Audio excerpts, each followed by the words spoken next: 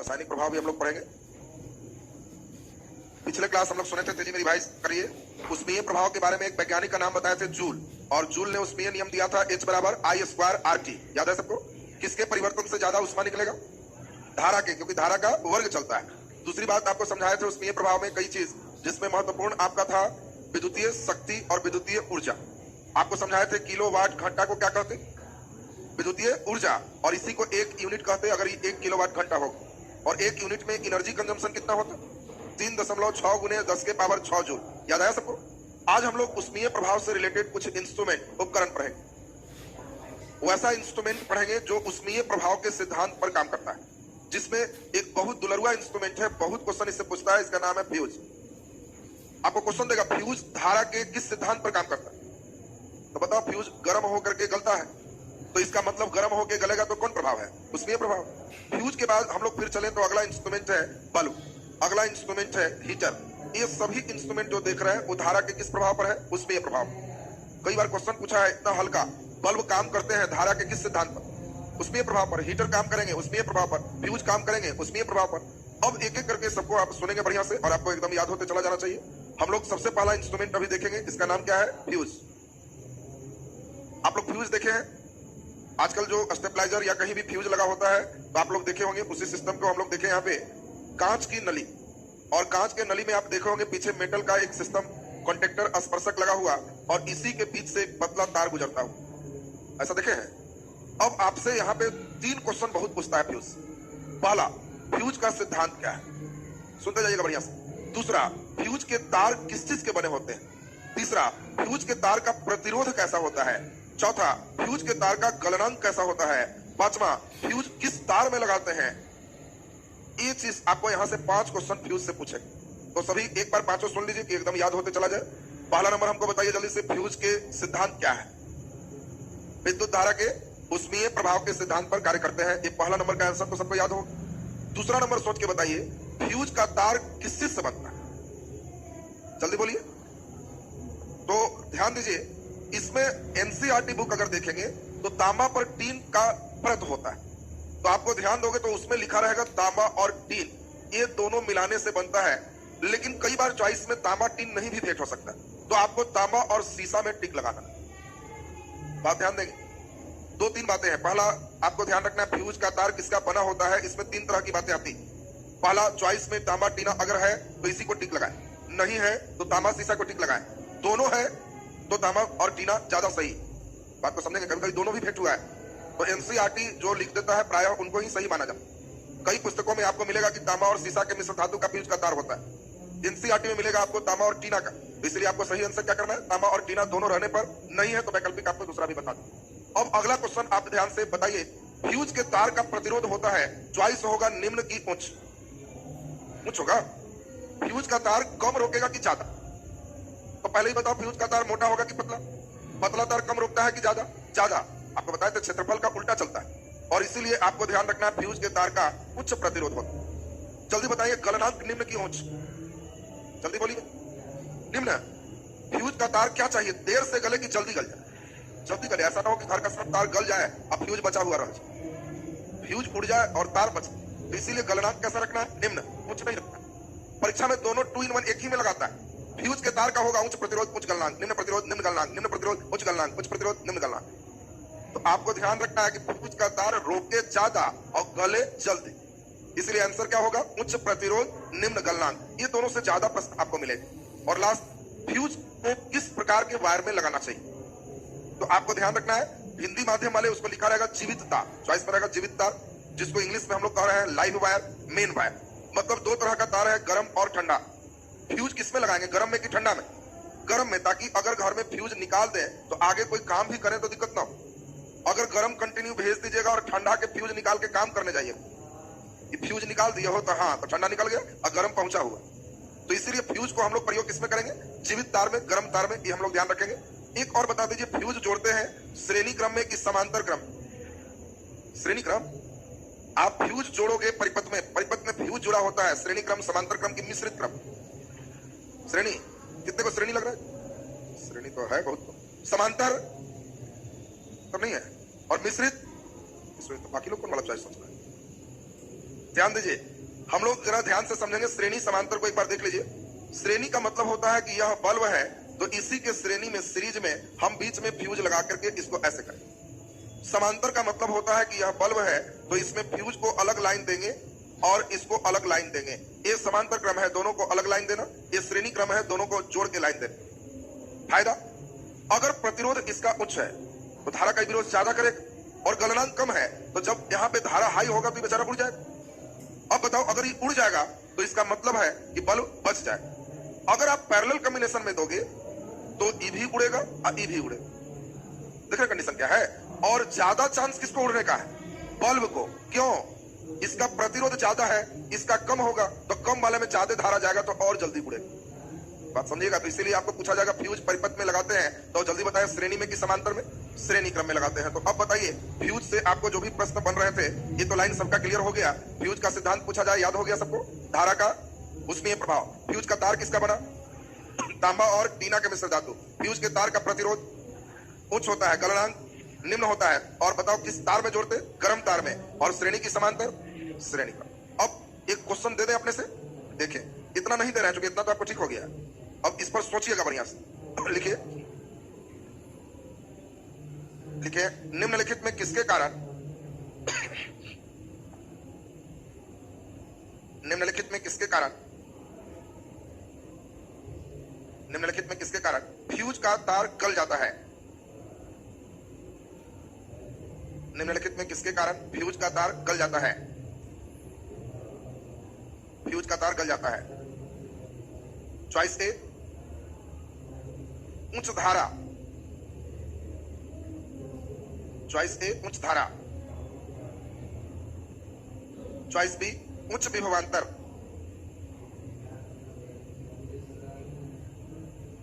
उच्च विभवांतर। चॉइस सी, उच्च ऊर्जा। उच्च ऊर्जा। चॉइस डी, उच्च शक्ति।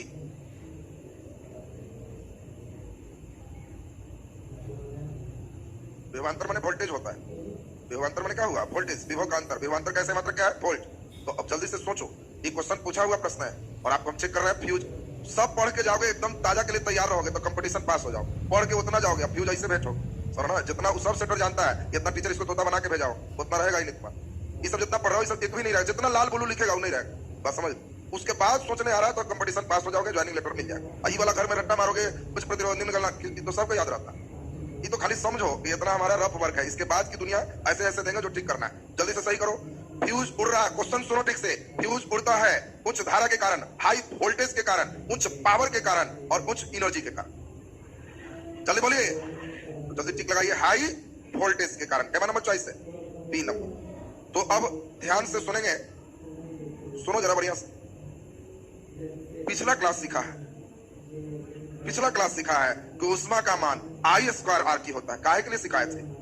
कहां भी विभवांतर से मतलब है।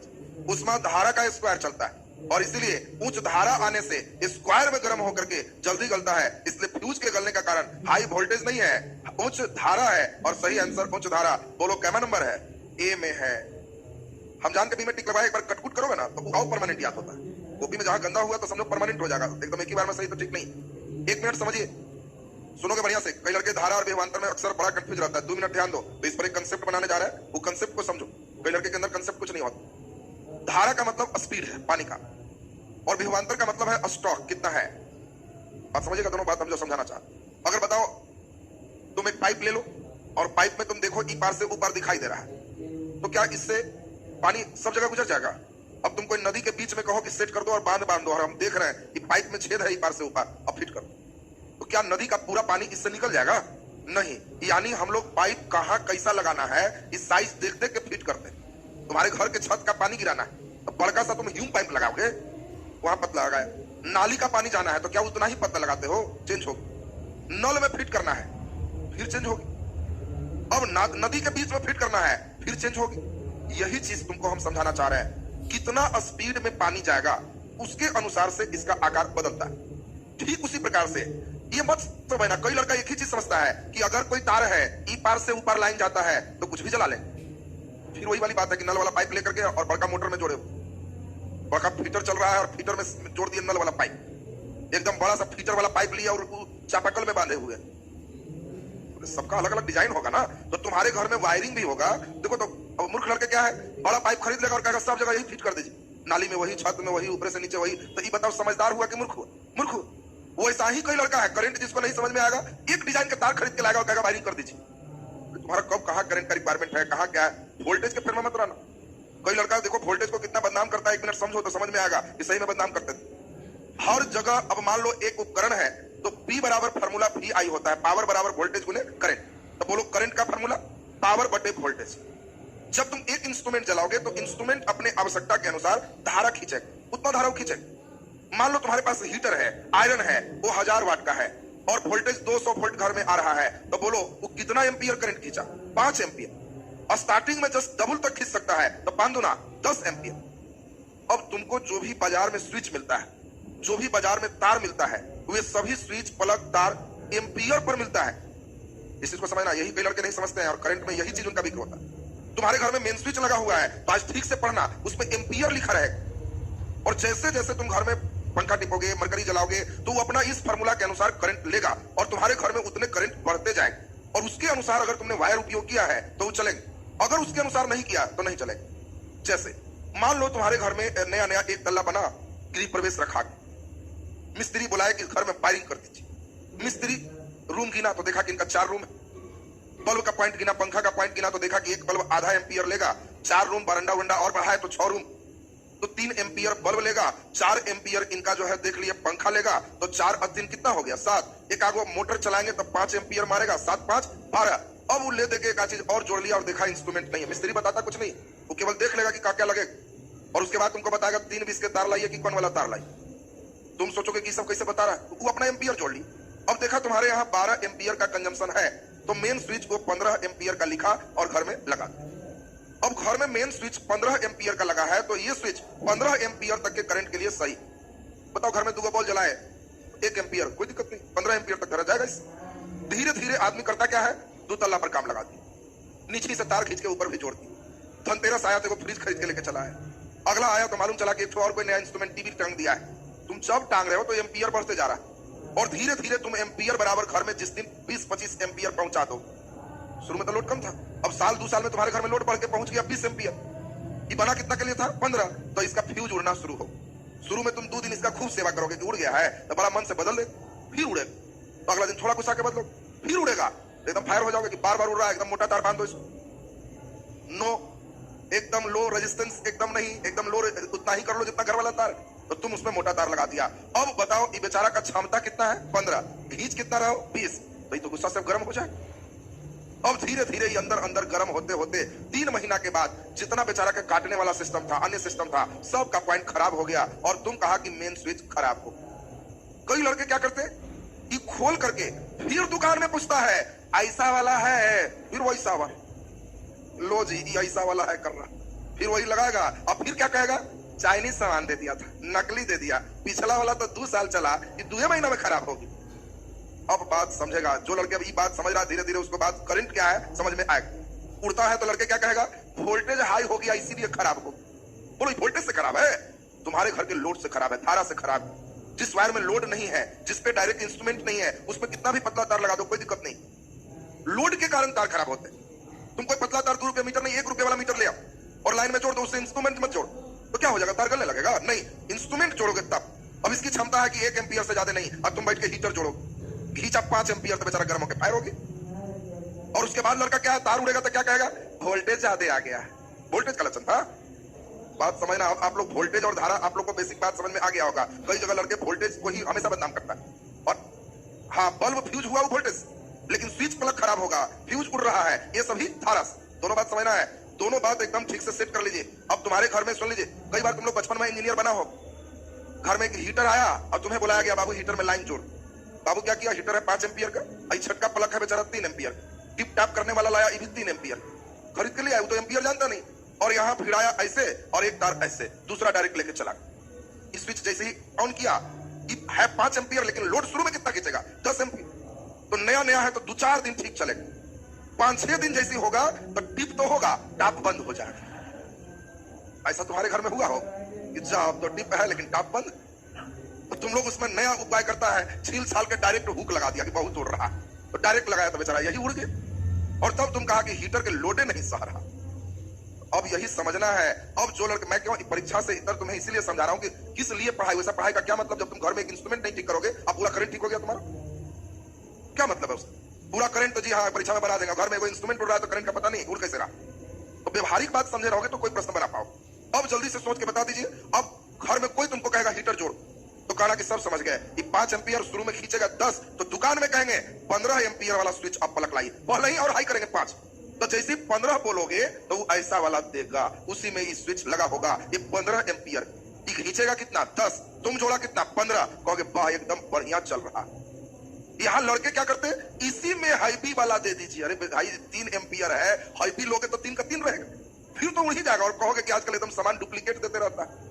अब बताइए आपको कभी ये सब उड़ेगा तो उड़ने का रीजन कौन था? धारा, उच्च धारा से उड़ रहा है। लेकिन हाँ अब इंपॉर्टेंट बात, अगर आपका बल्ब है तो ये फिलामेंट जो देख रहे हो ये दोनों टर्मिनल के विभवांतर पर डिपेंड करते हैं। अगर बल्ब 110 है, अगर बल्ब 180 है, सब बचपन में तुम ये सब सुना होगा, अब नहीं सुनोगे क्योंकि अब वोल्टेज प्रॉब्लम नहीं रहता है। बचपन में जब जिस गांव में वोल्टेज कम रहता है तो उस गांव में ये सब बात चलती है कि 110 लगा दो, 180 लगा दो, 220 वोल्ट लगा दो।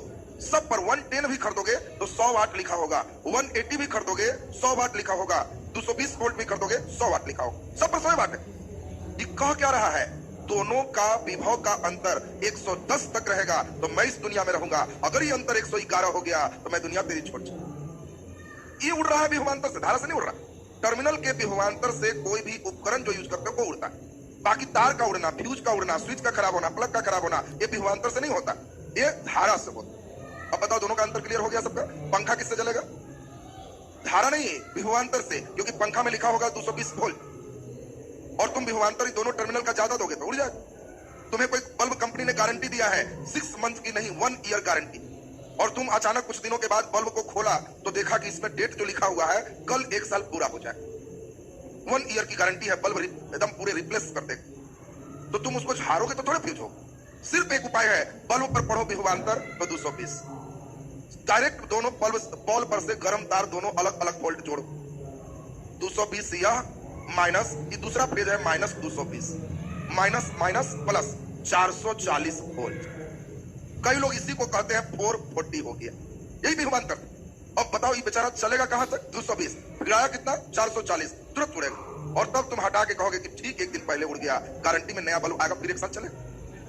तो उड़ाने के लिए तुम्हें बल्ब को धारा नहीं चाहिए, विभवांतर चाहिए। लेकिन स्विच प्लग, मेन स्विच को खराब होने के लिए धारा चाहिए। अब बताओ किसी के घर में मेन स्विच है और बार बार तुम्हारे यहाँ फ्यूज उड़ रहा है, ऐसा कई लड़का होगा जिसका उड़ रहा, कई लड़का होगा जिसका सब एकदम स्थिति खराब हो चुका हो। तो अब दुकान में जाके ई वाला है मत कर। अब दुकानदार को कहना कि देखिए कितना एम्पियर है, कहेगा 25 एम्पियर, तो कहना ऐसा कीजिए 35 एम्पियर का दे दीजिए या 40 एम्पियर का दे दीजिए। ज्यादा अब लिए, अब देखो खुश मत होना कि 250 एम्पियर दे दीजिए, तो फिर वही हो गया। चाहिए तुमको ई वाला पावर, तुम बड़का पाइप दे देगा कि बार बार नली जाम हो जाता है, एकदम नदी वाला लाके रख लगा देता। सबका लिमिट चलता है ना, उसी अनुसार से आपको लगाना है। तो अब आप इस चीज को समझ गए होंगे। तो हम केवल चाह रहे थे, अब किसी के यहाँ मेन स्विच उड़े, कुछ उड़े, तो आप समझ पाओगे कि हमें किसके अनुसार मांगना है, धारा के अनुसार। बोलो घर में वायरिंग करेंगे, सबसे मोटा तार कहां दो? पॉल पर, क्योंकि वहां सभी घर का धारा उससे लाना। बताओ रूम में हमें चारों तरफ से चलाना है और फिर एक पंखा को देना, तो जितना मोटा तार हमने इस घर में चलाया, क्या उतना ही मोटा पंखा में भेजेंगे? यहाँ एक पंखे का लोड है तो पतला तार देंगे। यहाँ पे 50 पंखा टांगे तो इस तार में धारा कितना जाएगा? 50 पंखा के बराबर, तो मजबूत तार देंगे। फिर हमने मान लिया कि यहाँ से एक लाइन बनाया जिससे 3 पंखा है, तो इससे पतला हो, पंखा में जा रहा है उससे पतला हो, जो घर में आ रहा है सबसे मोटा हो। और तुमको यही चीज घर के वायरिंग में ध्यान देना है। मेन जो पल्स है उसको जितना मैक्सिमम मोटा रखी, फिर जो चाह रहा है उसको देखो कौन किस तल्ला पे है, वहां से फिर कहां पे लोड है। और तुम हमेशा ध्यान रखना, जब लोड बढ़ाएंगे धारा बढ़ेगी, और धारा के लिए हमको सही तार चाहिए, नहीं तो तार धारा के कारण खराब होगा, वोल्टेज से नहीं खराब होगा। बोलिए स्पष्ट है सबका ना? तो अब तो आप इस क्वेश्चन को, एक छोटे से प्रश्न के लिए हम लोग बहुत चीज सीखे ताकि आपके अंदर एक बेस आ जाए। अब बताओ आंसर हो गया, फ्यूज उड़ता है किसके कारण? क्लियर है सबका? बताओ पूछा जाएगा मेन स्विच खराब होता है किसके कारण? अब बल्ब उड़ता है उच्च विभवांतर के कारण। स्पष्ट है सबका? चलिए तो हाँ, अब आपका ये बेस इधर हो गया। अब यहाँ पे हम लोग को मेन चीज आज चलना है। अब फ्यूज के बाद दूसरे इंस्ट्रूमेंट अभी चलेंगे, क्या? बल्ब। थोड़ा सा बल्ब 2 मिनट बढ़िया से समझेंगे, बल्ब के बाद तो थोड़ा सा हीटर समझोगे, उसके बाद इधर का सेक्शन आपका कंप्लीट। तब चलेगा धारा के रासायनिक प्रभाव, ये अंतिम पेज होगा। और हम लोग का करंट का क्लास कल अंतिम है, कल के क्लास में एक अच्छे सेक्शन आपके लास्ट हो जाए। करंट के बाद सबसे इंपॉर्टेंट टॉपिक आपका शुरू हो जाएगा जिसका नाम होगा लाइट। किसी भी एग्जामिनेशन में ऑप्टिक्स लाइट से निश्चित क्वेश्चन रहता है। 6-7 क्लास लेंगे, लाइट का कोई क्वेश्चन किसी भी किताब में तो हमसे पूछने नहीं आओगे, सभी का सभी तुमसे बनना है। क्योंकि हम जहां पे कोशिश करते हैं, जो जरूरत है वहां चोट लगाते हैं, वो चीज समझ गए, कोई क्वेश्चन आपसे बने। वो चीज नहीं समझ रहोगे, जो मेन आत्मा है, तो लाश है।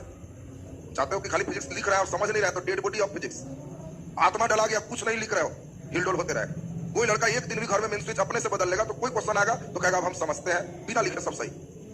अब इसमें जरा ध्यान दीजिए, बल्ब में सभी लोग फिगर समझ ही रहे हो, बल्ब जो हम लोग को पढ़ना है, अभी हम लोग सिंपल वाले बल्ब ही देखेंगे, तब आपका मॉडर्न आते आते फिर सीएफएल और तमाम बल्ब के बारे में हम लोग सब चीज पढ़ेंगे। तो अभी हम लोग देखें बल्ब के हम लोग सिस्टम में समझेंगे। इसमें चलिए, अब आपका क्वेश्चन जो मेन रहता है उस प्रश्न को हम लोग जरा ध्यान दीजिए। क्वेश्चन आपको रहेगा, बताओ बल्ब का तंतु किसका बना होता है? तंतु को हम लोग फिलामेंट कहते हैं, तो बल्ब का तंतु किसका बना है? टंगस्टन का। अब सभी लड़के हमें एक चीज बता दो, टंगस्टन का फार्मूला क्या होता है? तो ध्यान रखो, टंगस्टन एक मेटल है, धातु है, और इसका फार्मूला है W। कई लड़का केवल टंगस्टन रखता है, और आजकल का सेटर धीरे धीरे स्मार्ट होते जा रहा है। वो क्या करेगा ना, बल्ब का तंतु बना होता है। हम लोग जैसा सेटर बैठ होगा तो एकदम ताजा क्वेश्चन मारेंगे, और एकदम ताजा, लड़का को कभी नहीं लगेगा कि भारी। अब देखो क्वेश्चन दिया, बल्ब का तंतु बना होता है, चॉइस है TE, TN, W, WO। अब अभी तो एकदम ताजा है, तब ना लड़के ऊपर का देख के लड़ता है, बल्ब का तंतु टंगस्टन, अरे टंगस्टन फार्मूला तो दिया है, तो TN मार के छोड़ दे। कोई तेज है तो टी मार के छोड़ दी। और यहाँ टंगस्टन के बड़ा खतरनाक टर्निंग है, W मारना हो। W देख के तो लड़का हंसता है कि W, और सेटर तेज होगा तो जानते हो क्या करता है? साइकोलॉजिकल प्रेशर बनाने के लिए ये W को कब लिखेगा? X के नीचे, ताकि X बाई W सब देख के खुश हो कि ई सब तो होने के बाद की होगा, अभी तो TN TE इस पर दिमाग लगाना शुरू करेंगे। तो आपको ध्यान दीजिए, देखो पुराने जो ट्रेंड थे ना उसमें टंगस्टन ठीक था, अभी जो ट्रेंड चल रहा है कब कहाँ टंगस्टन वाला फेंकाएगा निश्चित नहीं।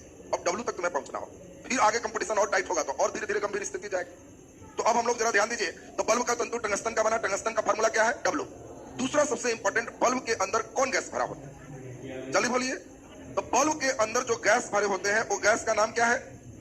जल्दी बोलिए। तो आर्गन नहीं बोलना, अक्रिय, या इसी को क्या कहते हैं? निष्क्रिय।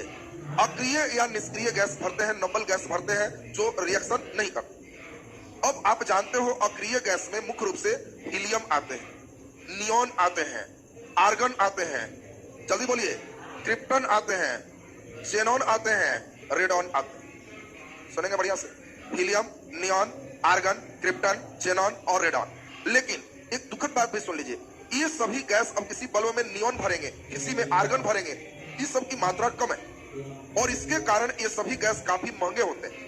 नियोन बल्ब का कम से कम कीमत भागेगा तो 300-400 रुपया भाग जाएगा। जो तुम 5-6 रुपया वाला बल्ब देखते हो उसमें कौन गैस होता है? तो नाइट्रोजन गैस है, चुके हुआ 78%। इसीलिए नाइट्रोजन गैस का ही वहां पे उपयोग करते हैं। और क्या नाइट्रोजन अक्रिय गैस है? चलिए बोलिए, नहीं। लेकिन एक अच्छी बात क्या है, नाइट्रोजन 3000 डिग्री सेल्सियस तक कोई रिएक्शन नहीं करता। अति उच्च ताप पर नाइट्रोजन सक्रिय होता है, और उतने उच्च ताप बल्ब के अंदर प्राप्त नहीं होने से नाइट्रोजन के साथ इसका कॉम्बिनेशन चलता है। और नाइट्रोजन सस्ती गैस है, कई जगह तुम देखना गाड़ी वगैरह में भी लिखा रहेगा कि यहाँ नाइट्रोजन गैस हवा में भरा जाता है। तो इसका मतलब नाइट्रोजन बहुत कॉस्टली नहीं है, तो बल्ब में हम लोग नाइट्रोजन भी लगाते हैं। लेकिन एक और बात, लेकिन सुनी, अब दे देगा बल्ब के अंदर डालते हैं ऑक्सीजन, नाइट्रोजन, आर्गन, इनमें से कोई नहीं। अगर इसमें से कोई भेंट हो गया तो ये सबसे ज्यादा सही आंसर है, क्योंकि मुख्य गैस यही है। वैकल्पिक में हम लोग इन नहीं रहेगा तो उसको मारेंगे। बात समझेंगे? जब हम कहेंगे बल्ब के अंदर गैस है तो कहना कि समझ गए, हीना, नीना और कैटरीना। बात सुनेगा ठीक से, ध्यान दो यहाँ पर एक बात, बल्ब के अंदर कौन है तो कहना कि वो बल्ब, समझ गए, हीना, नीना और कैटरीना के जीरोक्स है रीना। बड़ा ध्यान दो, तो बड़ा आराम है जी। हीना, नीना और कैटरीना के जीरोक्स है रीना। तो अब आपको रीना और कैटरीना इस सबका दिमाग में तो सेट रहेगा ना, तब पकड़ में आ जाएगा। तो अब जरा ध्यान दीजिए, बल्ब के अंदर निष्क्रिय गैस भी आपने देख लिया। नेक्स्ट अब हम लोग सुनेंगे, बल्ब का तंतु भी आप समझ गए, निष्क्रिय गैस भी समझ गए, ये होल्डर और स्पर्शक तो आप समझते ही हैं। हाँ बोला जाए, गैस क्यों डालते हैं हम क्वेश्चन देंगे अभी आपको, कुछ बात इधर नहीं होकर उधर होगा।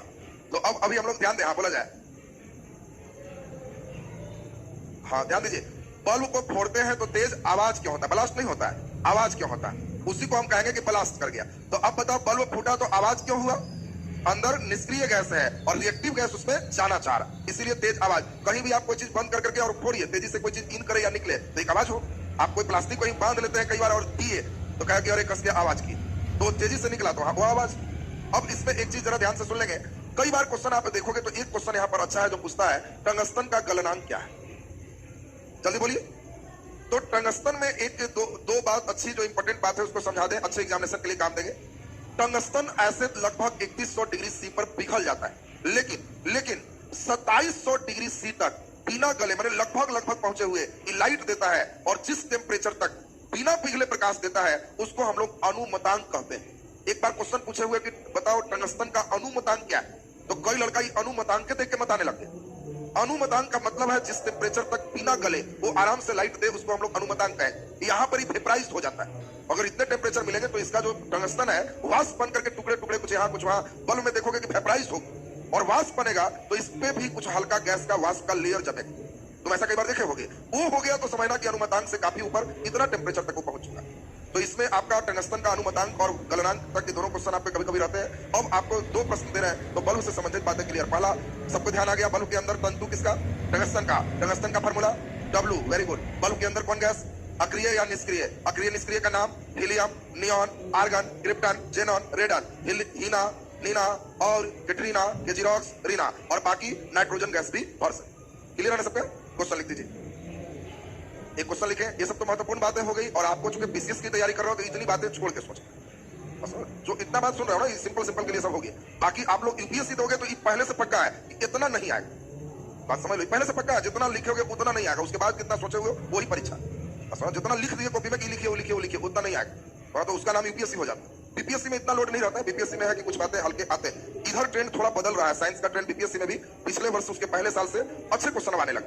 पहले तो आप देखोगे पुराना क्वेश्चन बैंक लोगे तो खुश हो जाओगे, लगेगा अभी पास हो गए, क्योंकि भी पूछे हुआ कि बल्ब का तंतु किसका बना हुआ। तो अब पूछेगा भी तो टंगस्टन समझ लो ऐसे पूछेगा, वैसे नहीं पूछेगा, क्योंकि सेटर भी धीरे धीरे देख रहा है कैसे छाटे, वो पैटर्न आपको सीखना था। चलिए लिखिए जल्दी से क्वेश्चन। बल्ब के अंदर निष्क्रिय गैस भरते हैं क्योंकि? बल्ब के अंदर निष्क्रिय गैस भरने का कारण है, बल्ब के अंदर निष्क्रिय गैस भरने का कारण है, बल्ब के अंदर निष्क्रिय गैस भरने का कारण है। चॉइस ए, टंगस्टन को वाष्प बनने से रोकना, टंगस्टन को वाष्प बनने से रोकना। चॉइस बी, टंगस्टन को गलने से रोकना, टंगस्टन को गलने से रोकना। चॉइस सी, टंगस्टन को ऑक्साइड बनने से रोकना, टंगस्टन को ऑक्साइड बनने से रोकना। और चॉइस डी, टंगस्टन को नाइट्राइड बनने से रोकना, टंगस्टन को ऑक्साइड बनने से रोकना और टंगस्टन को नाइट्राइड बनने से रोकना। क्या आंसर लग रहा है? सी लग रहा है। सोचो बढ़िया से, सोच लिया क्या लग रहा है जी? वेरी गुड, सुनेगा बढ़िया से। टंगस्टन एक धातु है, इस बात को जरा ध्यान से समझेंगे। टंगस्टन एक धातु है, और कोई भी धातु ऑक्सीजन गैस से प्रतिक्रिया कर ऑक्साइड बनाता है। धातु उच्च तापक्रम पर ऑक्सीजन से प्रतिक्रिया कर ऑक्साइड बनाता है। तुम कई बार घर में ऐसा देखे होगे कि बल्ब फूटा हुआ है और उसमें जैसे ही लाइन दे तो ये जलेगा, गर्म होगा, लेकिन तुरंत ही ऑक्सीजन से प्रतिक्रिया कर ऑक्साइड बना देगा, और तुरंत जो ऑक्साइड है वो वेपराइज होकर उड़ जाता है। तो इसको हम लोग एक लेयर देते हैं कि ऑक्सीजन से इसका कनेक्ट ना हो, और ऑक्सीजन से कनेक्शन नहीं होगा तो ये ऑक्साइड बनने से रुकेगा और वर्क करेगा। यानी सही आंसर क्या हो गया? टंगस्टन को ऑक्साइड बनने से रोकना। अगला नंबर एक क्वेश्चन लिख दीजिए। प्रकृति में सबसे ज्यादा अक्रिय गैस पाए जाते हैं, सबसे ज्यादा अक्रिय गैस पाए जाते हैं। Choice A, helium. Choice B, oxygen. Choice C, nitrogen. Choice D, argon. प्रकृति में सबसे ज्यादा अक्रिय गैस पाए जाते हैं हीलियम, ऑक्सीजन, नाइट्रोजन, आर्गन। कौन आंसर लग रहा है? आर्गन? क्या आर्गन कि नाइट्रोजन? हाँ वेरी गुड, नाइट्रोजन सबसे ज्यादा 78% है, लेकिन निष्क्रिय नहीं। पूछता कि इसमें अक्रिय नहीं, गैस कौन ज्यादा, तब तो नाइट्रोजन होता। अक्रिय जब दे दिया तो आंसर कौन होगा? आर्गन। बाकी जब ज्योग्राफी पढ़ोगे तो उसमें सबका परसेंटेज भी हम लोग चलेंगे, कितना परसेंट है बता दो, कितना होता है? 0.08%। अब हम लोग जरा ध्यान से सुनेंगे, कार्बन डाइऑक्साइड ज्यादा है कि आर्गन? जल्दी बोलिए। आर्गन, कार्बन डाइऑक्साइड 0.03% ही है, वो कम है आर्गन से। अब यहाँ पे हम लोग एक इंपॉर्टेंट चीज अब सुनेंगे। थोड़ा सा हीटर का नाम सब लोग सुने भी होंगे, और हीटर में हम लोग जो तार लपेटते हैं, ये तार किस चीज का बना होता है?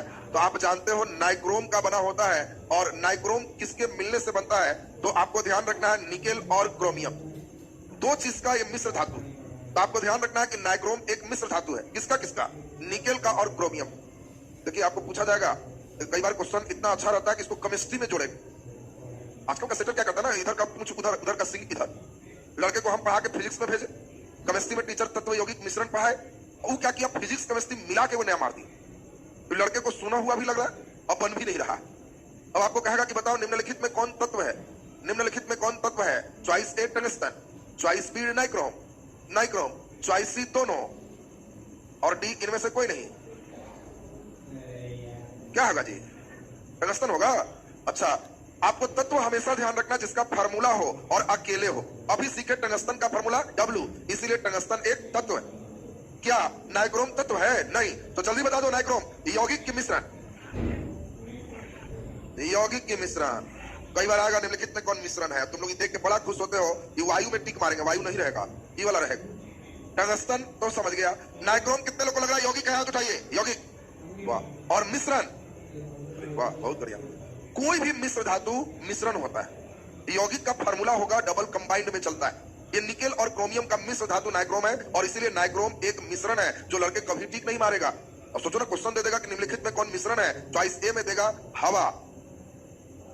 कौन मिश्रण? सुन लो बढ़िया से, कौन मिश्रण है? ए में हवा, बी में रहता नाइक्रोम, सी में रहता दोनों। तो लड़का एकदम उछलता कि कौन मिश्रण है, एकदम लड़ गया। हमारे तो फलना किताब के सेट नंबर 8 में लड़ा था, तो हवा मार के आया, नंबर भी हवा में रह गया।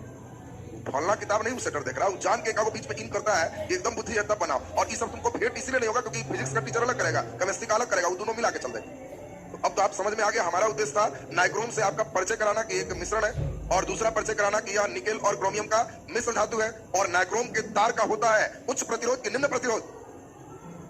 बोलो जल्दी, निम्न की उच्च है, उच्च। और गलनांक, गलनांक फिर दोनों आ रहा है आंसर। गलनांक, हीटर के तार को क्या चाहते हो? जल्दी गले की देर से, तो उच्च गलनांक हुआ। कम रोके कि ज्यादा, ज्यादा तो उसमें ज्यादा होगा, उच्च प्रतिरोध, उच्च गलनांक होता। देखो जी, कई लड़के फ्यूज में रट जाता है उच्च प्रतिरोध निम्न गलनांक, और परमानेंट कर लेता है। क्या फ्यूज और क्या नाइक्रोम, ये सब तो घर आके समझेंगे, सब धन 22%। वहां हम पढ़ा के भेजे फ्यूज में, और पूछा कि नाइक्रोम में होते हैं उच्च प्रतिरोध, उच्च गलनांक, निम्न प्रतिरोध, उच्च। लड़का ई वाला है, उच्च प्रतिरोध निम्न गलनांक। हाँ, याद आ गया। नाइक्रोम में क्या मारोगे? उच्च प्रतिरोध, उच्च गलनांक। बोलो, क्लियर है सबका? तो अब आपका उष्मीय प्रभाव अब आपका कंप्लीट हो। अब हम लोग चलेंगे विद्युत धारा के रासायनिक प्रभाव। कल आप लोग तैयार रखोगे, कल 15-20 क्वेश्चन चलना, सिर्फ इतना ही से जो विद्युत धारा में चला है। कल विद्युत धारा का अंतिम क्लास है। 20 क्वेश्चन में जो 20 में 20 सही बनाएगा उनको कल यहाँ वाले क्लास में प्राइज भी दे। सब क्वेश्चन आपका 20 में एकदम, 10 क्वेश्चन रहेगा जो कभी ना कभी आया हुआ है, 5 देंगे जो थोड़ा ताजा रहेगा, और 5 एकदम फ्रेश देंगे, ताकि एकदम भारी कोई नहीं लगेगा, एक क्वेश्चन भी नहीं लगेगा कि भारी। लेकिन हाँ, जिसको खूब बढ़िया सोचने आ जाएगा तो मतलब वो प्राइज ले रहे हो, मतलब तुम्हारा निश्चित रूप से जॉब होना है। केवल एकदम डायरेक्शन में अपना तैयारी ठीक रखिए। तो अब जरा आप हेडिंग दीजिए, और आज का क्लास अभी कंटिन्यू करें। हेडिंग दे दीजिए विद्युत धारा के रासायनिक प्रभाव। विद्युत धारा के रासायनिक प्रभाव, विद्युत धारा के रासायनिक प्रभाव। चलिए जरा ध्यान दे सब कोई। यहाँ पे एक टर्म आते हैं जो अभी सीखना है, और उस टर्म का कैसे दुरुपयोग किया जाता है, कैसे क्वेश्चन सेटर उसका पूरा फायदा उठाता है, उस चीज को सबसे पहले समझना होगा। रासायनिक प्रभाव के लिए हम लोग अभी पढ़ेंगे क्या? सेल। बात समझ रहे? जो रासायनिक ऊर्जा को विद्युत ऊर्जा में बदलता है उसे हम लोग सेल कर। सेल होता है इलेक्ट्रॉन उत्पन्न करने वाला, प्रोटॉन उत्पन्न करने वाला, आयन उत्पन्न करने वाला, कि ऊर्जा प्रवर्तक। ऊर्जा प्रवर्तक सब उत्पन्न मत कराना, कोई चीज उत्पन्न नहीं करता, चेंज करता है। यह रासायनिक ऊर्जा को विद्युत ऊर्जा में बदलता है। आपको डायनेमो में भी एक बार ब्रेक लगाया है ऐसा क्वेश्चन, और वहां बताया था कि सेल में भी पूछता है, वहां ब्रेक लगा कर रखो। अब एक इंपॉर्टेंट बात आपको समझाए, ये सेल है। सेल और बैटरी में क्या अंतर है? Very good. जो लड़का और लड़के में अंतर है, लड़की में नहीं, लड़का और लड़के में। बहुत सारे लड़के लड़का हुए तो उसको लड़के बोले। एक वचन और बहुवचन का अंतर, अकेले होगा सेल, और कई सेल मिलेगा तो बैटरी। टॉर्च में सेल लगाते कि बैटरी? बैटरी, क्योंकि एक से ज्यादा सेल। कोई एक बदलना है तो कहो कि सेल कहाँ है, एक से ज्यादा बदलना है तो कहो बैटरी कहाँ है। बोलिए, सेल और बैटरी में क्लियर है सबका? अब यहाँ पे एक टर्म है, इसका नाम है EMF। सेल के लिए यही सबसे महत्वपूर्ण शब्द है, इलेक्ट्रोमोटिव फोर्स, जिसको हम लोग कहते हैं हिंदी में विद्युत वाहक बल। और इसको पहले हम समझा दें, खूब ध्यान से समझिए, फिर क्वेश्चन पे चलेंगे और तब चलेंगे परीक्षा में गलती कहां करवाता है सेटर, जहां बचना हो। एक महत्वपूर्ण बात आपको समझाएं यहाँ पे, कोई भी सेल में, अब बताओ, मान लेते हैं सपोज हमारे पास यह एक हमने इंस्ट्रूमेंट बनाया, इस इंस्ट्रूमेंट को आप देख के समझ ही रहे होगे क्या बना है, चापाकल, पासर वगैरह खोज रहे होगे तो लोहा का पारदर्शी नहीं है, अंदर है। कोई लड़का पासर कहा, अरे अंदर पारदर्शी कैसे थोड़े बना है। अब बता दो जल्दी से, इसमें अगर मैं चाहता हूं लगातार पानी निकलते रहे, हम चाहते हैं इससे लगातार पानी निकलते रहे, तो इसका मतलब हैंडल पर लगातार ऊर्जा चाहिए। अगर ये ऊर्जा रोक देंगे तो क्या ये चलेगा कि रुक जाएगा? Very good.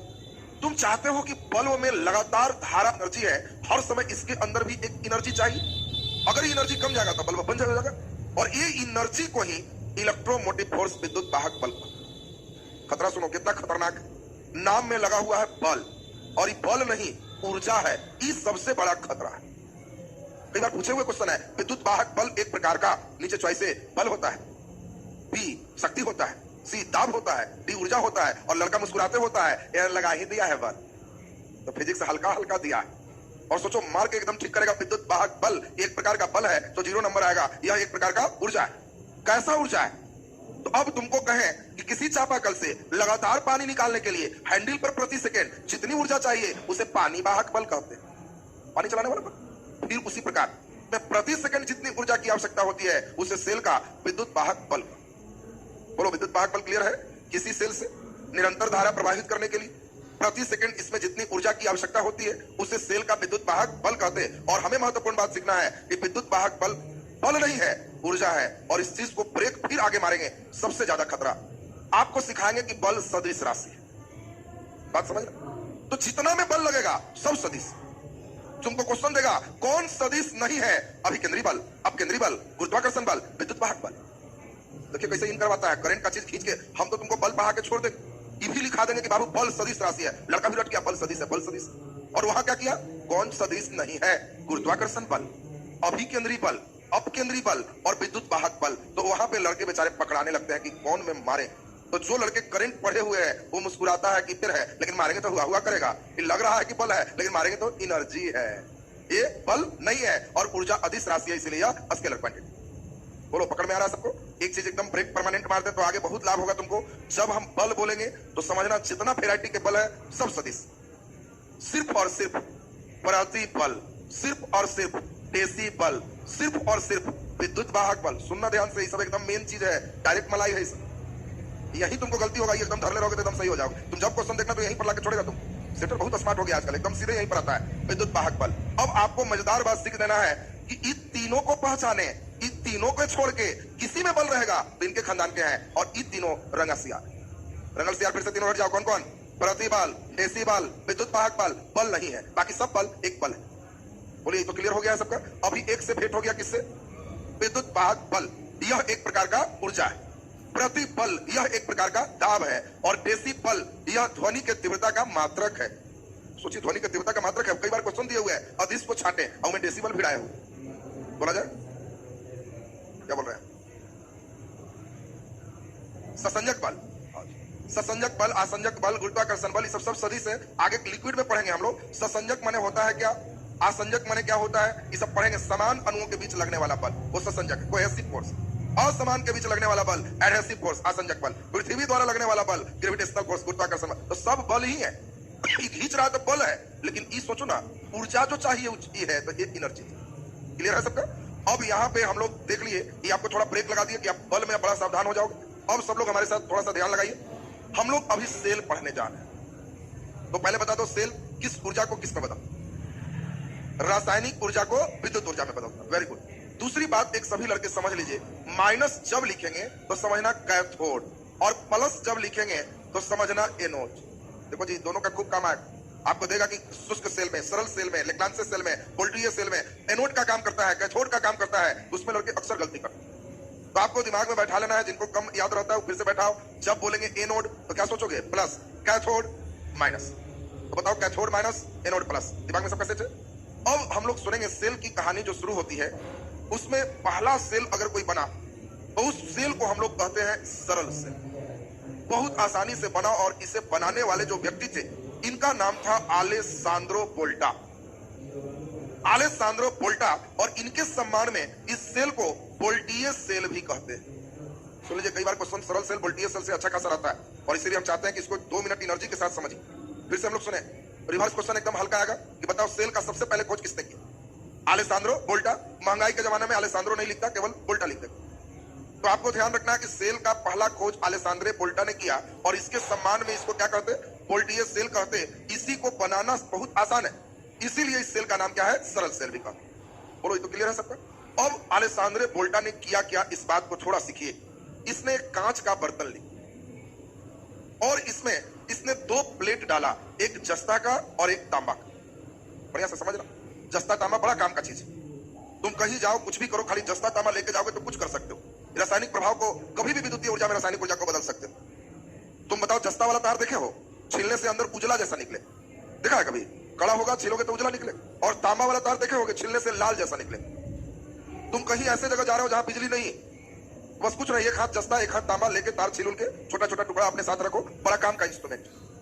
अब जिनके यहाँ गए, जैसे इच्छा किया वैसे शुरू हो।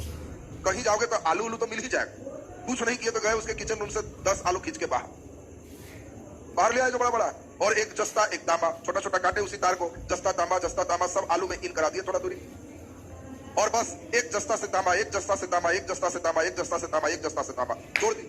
अब इतने सारे को जोड़ दिए तो अंदर आलू के जो अम्ल है उससे जस्ता तांबा रिएक्शन करेगा। और एक चीज हमेशा ध्यान रखना, जस्ता ऑलवेज निगेटिव होगा, चाहे कोई सेल, रटना नहीं ज्यादा, कोई सेल होगा, तुमको शुष्क सेल भी पढ़ाएंगे तो सरल सेल, संचायक सेल, कोई सेल हो, जस्ता ऑलवेज निगेटिव होगा। और इसको हम लोग कैथोड कहते हैं। ये पहचानने के लिए बहुत ध्यान रखें। किसी भी सेल में पूछेगा कैथोड, अगर चॉइस में जस्ता है तो सही हो, और इसमें जस्ता वाला जो हिस्सा है वो क्या होगा? माइनस, तांबा वाला प्लस।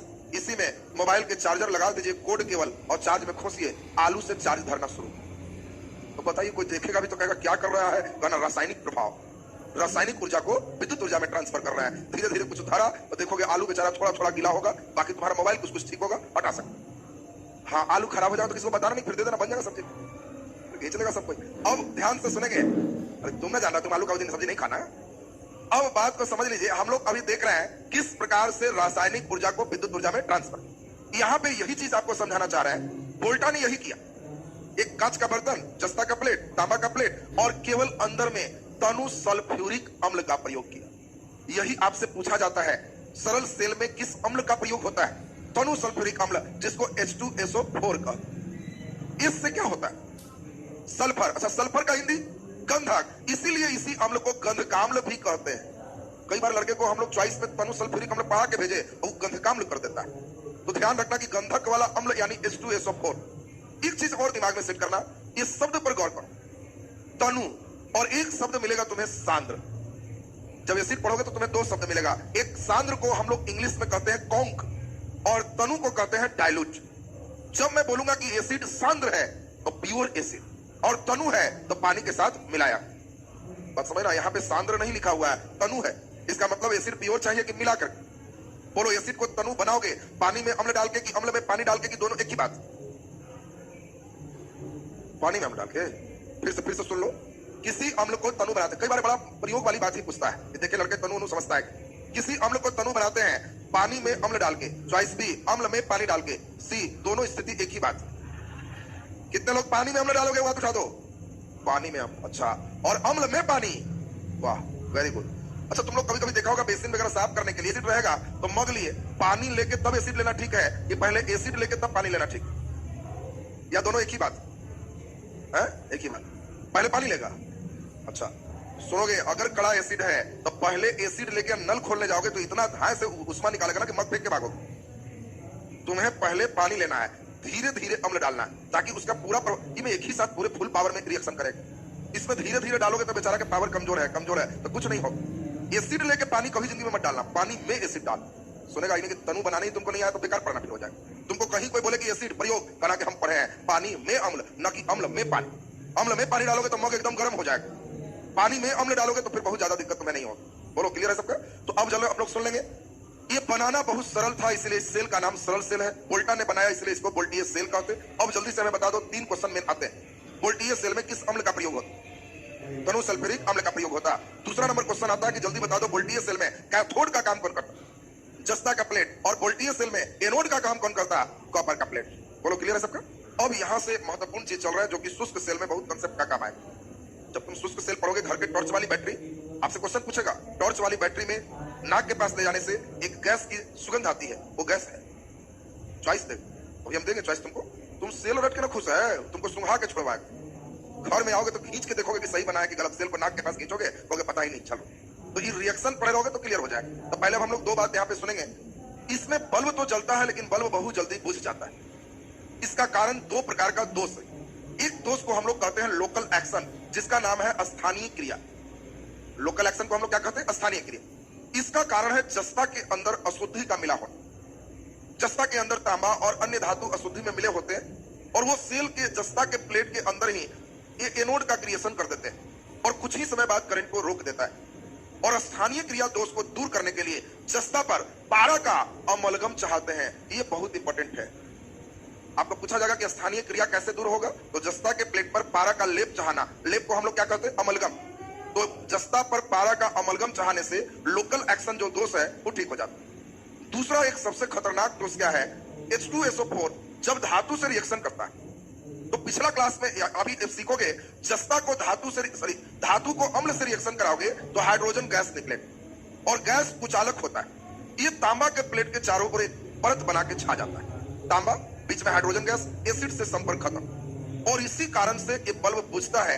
इस दोष को ध्रुवन, पोलराइजेशन कहते हैं। बात सुनेंगे ठीक से। इस दोष का नाम क्या है? ध्रुवन। और ध्रुवन दोष को दूर करने के लिए हम लोग इसमें मैग्नीज डाइऑक्साइड का चूर्ण डालते हैं। ये बहुत इंपॉर्टेंट है, आपको दोनों बात ध्यान रखना है। ध्रुवन दोष कैसे दूर होता? मैग्नीज डाइऑक्साइड के चूर्ण डालने से। आप लोग मैग्नीज डाइऑक्साइड देखे हो? नहीं। सेल को कभी फोड़े हो टॉर्च वाला? अंदर काला वाला देखे हो? वही मैग्नीज डाइऑक्साइड। अब आपको पूछेगा कि शुष्क सेल में मैग्नीज डाइऑक्साइड का प्रयोग किस लिए करते हैं? ध्रुवन दोष को दूर करने के लिए। और जो मटेरियल ध्रुवन को दोष को दूर करता है उसको विध्रुवक कहते हैं। चॉइस में देगा मैग्नीज डाइऑक्साइड का प्रयोग होता है किस रूप में? विध्रुवक के रूप में। तो 5 बात अब सुन लो। सरल सेल आपका कंप्लीट। तब इसी सेल से फिर आएगा लेक्लांसे सेल।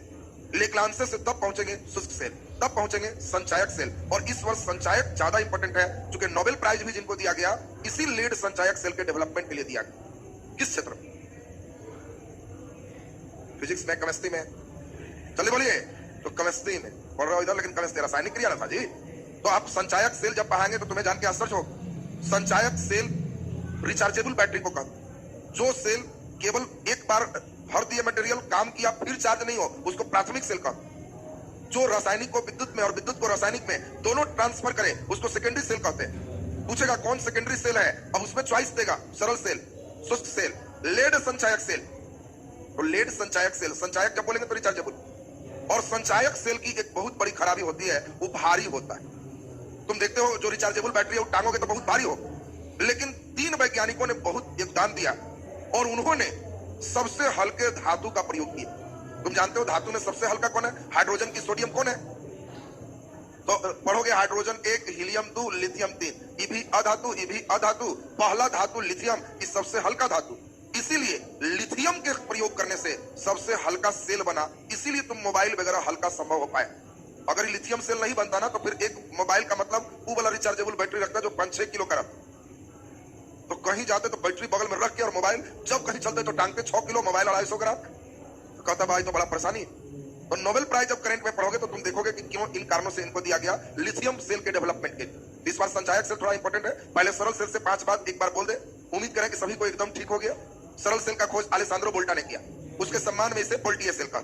इसमें तनु सल्फ्यूरिक अम्ल का प्रयोग करते हैं। इसमें कैथोड का काम जस्ता का प्लेट और एनोड का काम तांबा का प्लेट करता है। एकदम याद होते जा रहा है। जस्ता के अशुद्धि के कारण जो दोष है उसे स्थानीय क्रिया का, और हाइड्रोजन गैस निकलने के कारण जो दोष है उसे ध्रुवन का। स्थानीय क्रिया दोष को दूर करने के लिए जस्ता पर पारा का अमलगम चाहते और ध्रुवन दोष को दूर करने के लिए मैग्नीज डाइऑक्साइड का चूर्ण डाल।